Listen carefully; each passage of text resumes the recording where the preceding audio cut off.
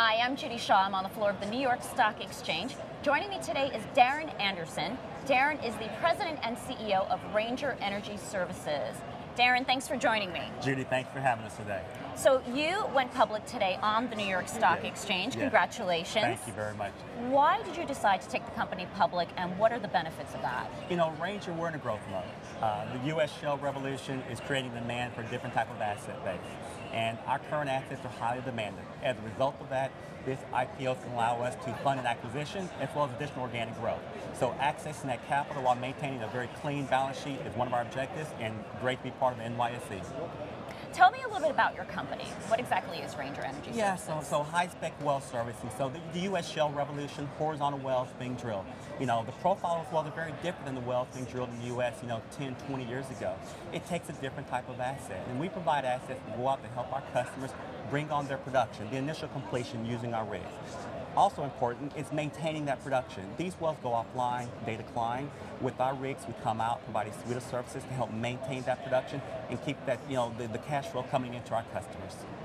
Are there some projects that you're working on this year? Tell me about that. Great. I think as part of the IPO process, your acquisition, bringing on 300 new employees, expansion out into the Permian Basin right now, the Delaware Basin. So, our demand is growing. We have an outstanding group of people, leadership, excellent field employees, quality, safe operations, and we're winning projects every day. Our demand just continues to grow. Great. What are some of the biggest game changers or innovations that you're seeing in this space right now? Judy, I've been in this business for 26 years. I started out on the E&P side. So the services I run today, I procured those for almost 10 years for a very large oil company. Switched over to the service side. And just to see what our industry is able to do. Back in my day, 26 years ago, it took us 30 days to drill a 10,000-foot well. Today, we're doing 18, 19,000 foot wells in 7 to 8 days. Wow. To be part of that evolution, seeing the technology applied. And then now for Ranger to bring in technology to our rigs to help our customers be more efficient, more productive, it's just a great thing to be part of, and I'm proud to be part of it. Glad Ranger's part of it. Let's talk about the geopolitical environment right now. Yes. What are you watching and why? I think the natural response to that would be, of course, OPEC and what production levels, cuts are they maintaining the cuts they committed to. But I think the important thing to note there is that U.S. is developing independence. With the horizontal shales, we're bringing on very productive wells, and we have the efficiency gains that we can actually, our E&P customers can make money at lower commodity price. So all of this is driving. Yes, the geopolitical effects does have impact on pricing. Again, part of our business is maintaining production, sustaining production.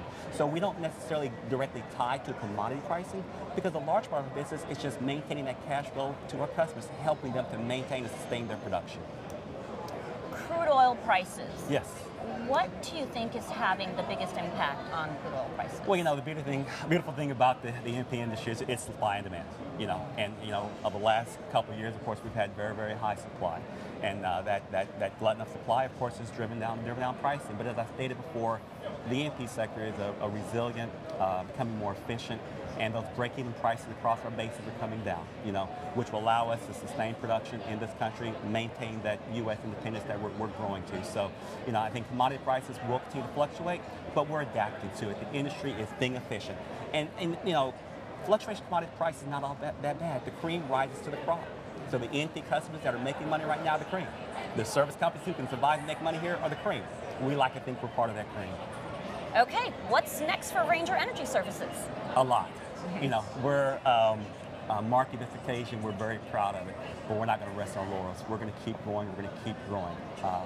We will listen to our customers, supply their needs, infuse technology. Most importantly, to provide safe, environmental friendly operations. We're going to grow. We're going to continue to be a very, very successful organization.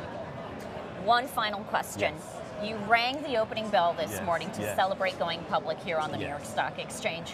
What was that like? It was amazing. And last night I sat down and I shot a few emails to very close people, and I said, I ring the bell tomorrow morning. It's not just for me. It's for everyone who supported me personally. It's for my family who's been there by my side, my wonderful, amazing wife. It's for all of our great employees, our shareholders, our investors, our board members. So yes, I got the privilege to ring the bell, but there was many, many people holding my hand, reading together. Well, Darren, congratulations again, and we are proud to have you as part of our NYSE listed company family. Judy, thank you very much. Thank you for having us.